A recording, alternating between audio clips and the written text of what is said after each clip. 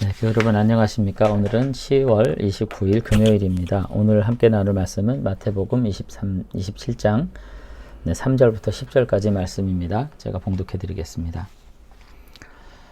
그때 예수를 판 유다가 그의 정죄됨을 보고 스스로 뉘우쳐 그 은 30을 대제사장들과 장로들에게 도로 갖다 주며 이르되 내가 무죄한 피를 팔고 죄를 범하였도다 하니 그들이 이르되 그것이 우리에게 무슨 상관이냐 내가 당하라 하거늘 유다가 은을 성소에 던져놓고 물러가서 스스로 목매어 죽은지라 대제사장들이 그 은을 거두며 이르되 이것은 피값이라 성전고에 넣어둠이 옳지 않다 하고 의논한 후 이것으로 토기장의 밭을 사서 나그네의 묘지를 삼았으니 그러므로 오늘날까지 그 밭을 피밭이라 일컫느니라.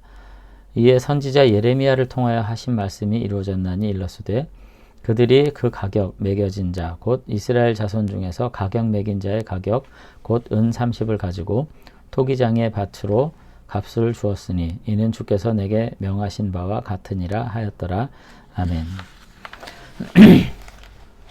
네, 어제 이어서 이제 유다의 죽음에 대해서 우리가 살펴보겠습니다. 복음서 중에서 이제 마태복음만이 기술하는 유다의 죽음 이야기가 이제 예수님의 형집행 사이에 재판과 형집행 사이에 이제 끼어 나타나고 있는데 결국은 예수님의 배반과 죽음에 이르는 모든 과정이 하나님의 주권하에 일어났음을 보여주는 측면에서 유다 이야기가 지금 기록됩니다. 9절 10절에 선지자 예레미야를 통해서 하신 말씀이 이루어졌다라고 하는 이제 지시 여부가 이제 그것인데 결국은 과론 유다의 삶조차도 하나님은 섭리 아래 사용하신 것으로 이제 지금 서술하면서 단지 그렇다고 해서 유다의 죽음이 모두 다 그냥 하나님의 섭리하에서 이루어진 것이니까 뭐 유다의 책임은 없다 뭐 이렇게 말할 수는 없죠. 다만 이 모든 악한 일조차도 하나님의 섭리 아래 있었던 것으로 이제 이야기가 되고 있고요. 앞서서도 제가 어제 말씀드렸던 것처럼 유다의 죽음과 베드로의 이 배반 이야기를 통해 가지고 결국은 제자됨의 모습이 어떠해야 되는가 하는 것에 대해서 한층 더 지금 경고하고 있는 것을 우리가 이제 알 수가 있습니다. 어쨌든 3절에 보면은 베드로와 더불어서 가론 유다도 뉘우쳤어요. 3절에 보면은 그때 예수를 판 유다가 그의 정죄됨을 보고 스스로 뉘우쳐 그 은 30을 대제사장들과 장로에게 도로 갖다 주며 이르되 내가 무죄한 피를 팔고 죄를 범하였도다 하니 이렇게 얘기합니다. 가룟 유다가 이제 예수님의 신문, 산헤드린의 신문을 다 본 거죠. 그렇게 보고 나서는 결정적으로 뉘우쳤다고 말을 합니다. 그러면서 예수님을 판 돈을 돌려주는 그 행위 속에서 가룟 유다의 모든 감정이 다 들어있는 것 같아요. 그러니까 그 모든 판결 이후에도 아마도 그는 마음속에 오히려 이전과 다른 어떤 몹시 큰 흔들림이 있었던 것 같고요. 자신의 행위를 뉘우치면서 자신의 한 일에 대해서 매우 큰 후회를 가지고 지금 이 일을 직면하게 되는 상황이 이제 도래했다. 오늘 그렇게 이제 마태는 이야기를 하고 있는 것입니다. 그러니까 예수님을 팔기는 했지만은 무죄한 예수님을 죽음으로까지 몰아가는 상황을 보면서 양심의 가책을 느낀 거죠. 그래서 그는 대제사장들과 장로들에게 받은 돈을 돌려주고자 합니다. 이와 같은 행위를 우리가 얼마나 어떤 가치가 있냐 이렇게 판단하기 이전에 이제 우리는 유다의 후에 대응하는 이제 대제사장들과 장로들의 행동에 주의를 기울일 필요가 있죠. 그들은 예수님의 무죄함에 대한 어떤 유다의 반응에 대해서 증언에 대해서 전혀 귀를 기울이지 않습니다. 그냥 감정이 없는 자들처럼 자신들의 계획대로 예수님을 죽이려는 음모를 진행할 뿐이에요. 그래서 4절에 뭐라고 반응하냐면 그것이 우리에게 무슨 상관이냐 이렇게 이제 되치는 거죠. 이게 굉장히 의미가 있는 대답입니다. 유다가 뭐라고 증언하냐면 내가 무죄한 피를 팔고 죄를 범했다 이렇게 얘기하는 거예요. 예수님이 죄가 없는 것을 내가 알고도 예수님을 팔았으니 이건 잘못됐다 이렇게 말하는데 윤리적인 판단을 내리고 적어도 후회하거나 어떻게 돌이키고 있는데 백성의 지도자들 대제사장과 장로들은 그게 무슨 상관이냐 지금 예수님이 무죄하고 죄가 있고 이런 건 상관이 없다는 것입니다. 그냥 불필요한 자신들에게 걸림돌이 되는 이 불필요한 존재를 제거하는 것, 이 수준에서 지금 예수님의 죽음을 몰아가는 거예요. 굉장히 불의한 자들인 거죠. 그러니까 자신들이 잘못 알아서 예수님을 죄인이라고 판단하고 죽이는 것, 또 나쁜 짓인데 애초부터 그와 같은 것에는 의미가 없습니다. 의미 두지 않아요. 자신들의 지위와 이해관계에 걸림돌이 되는 것을 제거하는 측면에서의 예수님의 죽음을 지금 생각하고 있고요. 백성들의 지도자들의 이와 같은 태도에 대해서 유다는 절망합니다. 그는 예수님에게도 잠시 실망했었지만 유대 지도자들에게조차도 아무런 희망을 발견하지 못하고 자신의 죄를 씻을 수 없는 완전한 영원한 죄인 것을 발견하고서는 고통을 받는 거죠. 내면의 큰 고통 가운데에서 자기 자신에 대해서 스스로 처벌을 가하는 것으로 생을 마치고 맙니다. 그리고는 그 이야기가 이제 은30을 성소에 던져 넣었는데 굉장히 형식적인 율법 체계 안에서 지금 그 대제사장들은 이 피값으로 대가를 치른 돈을 성전고에 넣는 것이 옳지 않다. 이런 율법적 해석, 매우 그 형식적이고 의미 없는 해석이나 일삼으면서 이것으로 토기장의 밭을 사서 나그네 묘지를 삼으라. 이렇게 해가지고 결국은 모든 일을 마무리 지은 겁니다. 매우 형식적인 경건미를 가지고 일한 것 같지만 굉장히 위선적인 존재들인 거죠.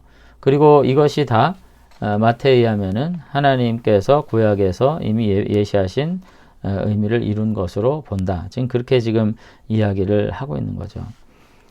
결국은 이와 같은 가룟 유다의 저항, 마지막 최후의 저항은 아무 의미 없는 것으로 그저 끝나고 만 것입니다. 단지 그 일을 통해서 결국은 마태는 예수님의 죽음의 어떤 정황이 어떠한 것인지를 우리에게 좀 더 분명하게 이야기를 하고 있어요. 불이냐 정이냐의 문제도 아니었다는 거죠. 예수님의 죽음은. 유대 지도자들에게는 자신들의 어떤 기득권에 걸림돌이 되는 요소를 제거하는 것에 지나지 않는 이와 같은 태도를 가지고 지금 일을 진행하고 있는 매우 정말 무지하고 매우 악하고 매우 방탕한 존재들이었다고 하는 것으로 지금 이야기를 하고 있고요. 이와 같은 악한 지도자들이 통치하는 이 상황 속에서 한 작은 불쌍한 죄인의 회개, 돌이킴은 결코 어떤 의미도 가지지 못했다 하는 것을 지금 우리들에게 이야기를 하고 있습니다. 여러분, 우리가 다시 한번 우리가 살아가면서 과연 우리들은 이 사회 속에서 역시 동일한 신음 가운데 우리가 살아가죠. 정말 지도자들에게 기대를 거는 것이 얼마나 허망한가 하는 생각들을 가지게 됩니다. 그런 점에서 예수님과 백성의 지도자들과 그리고 빌라도의 모델 안에서 우리가 정말로 어느 나라의 백성으로 어떤 주권자를 섬기며 살아가는 존재인지를 다시 한번 생각하면서 오늘 우리 시대의 진정한 주권자이신 예수 그리스도 앞에 우리의 삶을 헌신하게 되는 진리의 사람들로서 우리가 우리의 삶을 다시 한번 회복할 수 있는 그런 저와 여러분들이 되시면 좋겠습니다. 그리고 또한 오늘날 교회가 당시 산헤드린처럼 형식적 율법 준수에만 관심을 가진 채 신음하는 한 영혼에 대해서 전혀 도움을 주지 못하는 이와 같은 무너진 종교 질서를 가지고 있지는 않은지 돌이켜볼 수 있으면 좋겠습니다. 우리 교회가 가룟 유다가 천국 가냐 못 가냐, 자살하면 구원 받냐 못 가냐, 이런 형식적인 논쟁 아래서 정말 상처받고 힘든 분들을 위로하지 못하는 모습들이 저는 있다고 생각해요. 다시 한번 우리 주변에 비록 그 사람이 어떤 비난을 받아야 마땅한 사람인지는 알 수 없지만 정말로 신음하며 좌절하는 가운데 돌이키고자 할 때 오히려 그 돌이킴의 효력을 충분히 회복할 수 있도록 하는 게 교회의 역할이 아니겠습니까? 자살하게 하고 그 돈 걷어서 나그네의 묘지 삼는 그와 같은 선행이 과연 선행인가 다시 한번 생각하면서 정말 산자의 하나님이라고 하셨는데 신음하는 자들을 위해서 저들을 온전히 구원하는 순기능으로 회복될 수 있는 교회 또한 되어야 되겠다 그런 생각을 하게 돼요.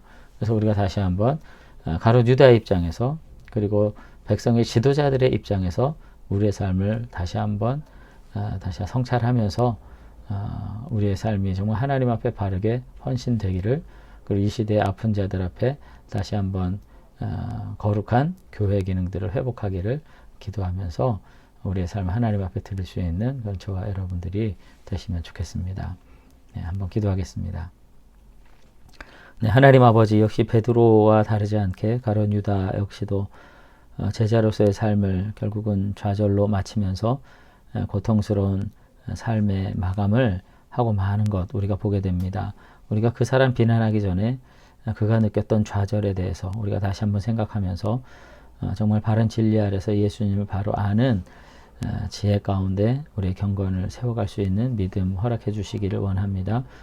또한 교회가 세상에 정말 신음하고 좌절하는 자들 앞에 어떻게 자리매김해야 할지 다시 한번 돌이켜보게 하시고 저들에게 다시 한번 구원의 손을 내밀 수 있는 진정한 경건의 능력과 힘을 가진 교회들로 회복될 수 있도록 하나님께서 우리를 붙잡아 주시기 원합니다. 그저 형식적인 율법적인 그리고 틀에 박힌 생각들을 가지고 현 질서를 유지하는 것에서 의미를 부여하는 자들 되지 말게 도와주시고 정말로 교회를 필요로 하는, 주님을 필요로 하는 신음하는 자들 앞에 우리가 온전히 거룩한 주님의 지체로서의 기능을 감당할 수 있는 복된 교회 성도들 되도록 하나님께서 우리를 붙잡아 주시옵소서. 아버지 하나님, 이 비극적 죽음 앞에서 다시 한번 우리의 삶을 돌아봅니다.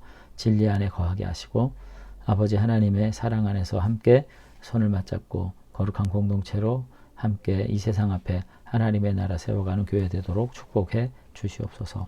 감사드리며 예수님 이름으로 기도드리옵나이다. 아멘. 네, 오늘 하루도 주 안에서 복된 한 날 보내시기를 주 이름으로 축원합니다. 감사합니다.